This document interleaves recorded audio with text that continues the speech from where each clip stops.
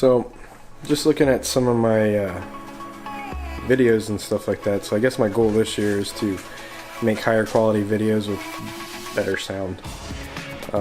Since I got a new camera and microphone, that's what I'm gonna do. Time for some coffee.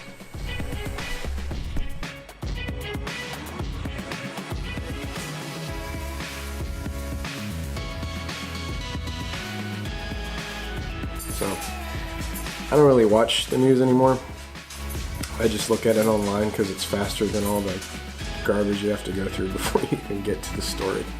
So, nobody asked you.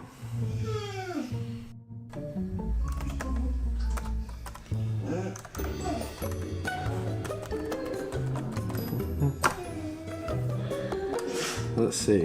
3-year-old hurt after crashing father's motorcycle into a wall. Well, I have an idea about what I would do with that.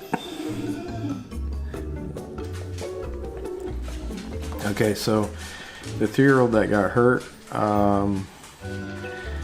she hopped on her dad's Can-Am, and there's a video. If you go look, toddler injured after crashing father's motorcycle.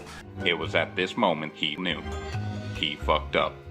The daughter wouldn't have been able to jump on a two-wheeler and take off, but what it looks like is he's running after it, hops on the back of it, grabs on, and she's just gone. She's like, boof, you know, and he's dragging behind it. Like, it's not funny. Shouldn't have. I'm thinking that the dad put her on it to get some pictures or something like that, and it says the father ran after the bike and attempted to gain control of the vehicle, but he failed and the bike crashed into the wall. The father was thrown from the bike, and there's pictures of him just rolling on the ground afterwards. The little girl was taken to the hospital and released. The father will not be charged. So yeah, it was obviously an accident. So that was in South Florida. Motorcycle driver struck multiple times in fatal I-75 Manatee crash. So this is in Florida again. Troopers say that around 6:30 a.m., a male driver of a 2014 Victory Vegas. Didn't Victory go out of business? Wait, isn't Can-Am and Victory related to each other somehow? Motorcycle was traveling in the left lane near mile marker 216, braked abruptly for an unknown reason, according to a crash report that caused the motorcycle to turn on its right side, low side, and continue to slide north. The driver fell off his motorcycle. So it's funny, like the news will say somebody fell from their bike, but isn't a better word saying they were ejected? Especially like if they're hit by another vehicle or something like that. My accident report, there's a spot for ejected. So yeah, which was then struck and run over by a 27-year-old driver. Car was probably following too closely.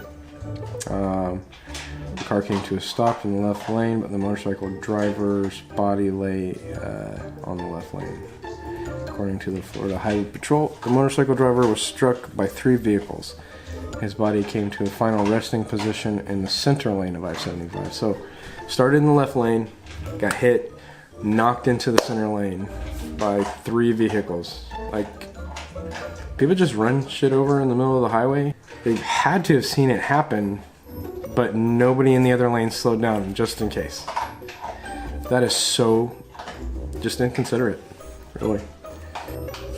These stories remind me of something that most people forget about during this time of year, because like in southern states, in warmer states, you probably have motorcycles all the time, riding around, things like that. But in some of the northern states where you get snow and it's cold this time of year, motorists don't think that they're going to see motorcycles out. The perception when you're looking at something like that, and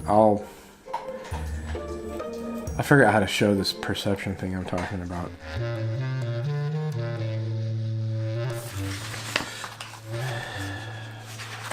All right.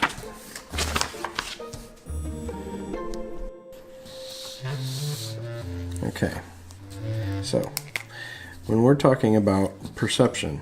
Let's say you're driving down the road and it looks like, well, something like this. Okay? I don't know if you can see that. Let me move this camera back just a bit. It's kind of heavy, so I'm hoping it doesn't fall over. Anyway, you're driving this way.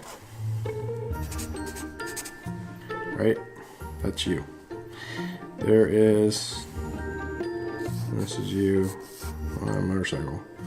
This is a truck. This is a truck. And there's traffic coming this way. There's guardrail here. Saying, you know, go that way or that way, right? So what happens when you look at perception is you're thinking about this from a top-down perspective right now. But let's look at it from this driver's point of view. What they're going to see is, or what they're looking for depending on the time of the year, is more like this, right? So they're looking down the road and they're looking for something that's about this big, right? And you're this big. Let's say there's a stop sign or something here. There's a tree, you know, here. You become invisible to this guy right here. So what's going to happen is when these cars that are over here on this side, when they come by, that's a bug. He's looking for a gap in the traffic right here. So he's looking this way, and he's looking over here, this way, and he's looking over here, this way. So what's going to happen is he's going to see this gap, and the traffic gets here, and the gap gets about here. He's going to take off and go. Your bike's going to come here, and you're going to get hit. He's got a stop sign. Right, so he's waiting here. That's what happens, right? Perception. You're looking for the big target, depending on the time of the year, rather than the smaller target, which you can't really see it here. There we go. So when he looks, he sees this, and that's you right here, right? So he's going to completely miss this. That's what I'm talking about when I'm talking about perception. The perception is that you're driving down the road and you're expecting to see the shape of a car. Your eye is going to ignore any other shapes, because if you're stopped at a stop sign or at a road or something like that and you're looking both ways, are you looking for a motorcycle or are you looking for the car or the gap in traffic? Like, what are you focused on when you come to that stop sign? You know, during that time of year, nobody's expecting to see a motorcycle out in February in Ohio. It's snow, right? But that's the perception. You're looking for a specific shape and you ignore all the other shapes. Not that it matters, but, you know, perception is important to these companies. I knew something sounded familiar about Victory and Can-Am and all of that. So Can-Am is owned by BRP, so that's a Canadian company. Victory is owned by Polaris, and Polaris also is owned by, well, not owned by, but has a partnership with Subaru. And Polaris also manufactures Indian motorcycles. So Subaru manufactures some of the mechanical parts, things like that, for some of the Victory and the Indian motorcycles. Although everything's assembled in the United States, Subaru is a Japanese company. So Subaru owns or has a partnership with Polaris, and Polaris owns Victory, and they also own Indian, and they manufacture parts for both. Who owns Harley? Even though some of their parts and things like that may get manufactured overseas, all these are, anything that's assembled in the United States is considered a U.S. company and employs U.S. workers. But I just thought that was interesting that Victory and Indian were, owned by the same company. And Polaris also owns or makes ATVs and snowmobiles and things like that.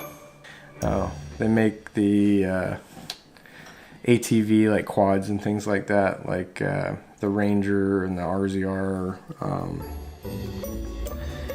Mostly like the little powerful golf cart looking off-road vehicles.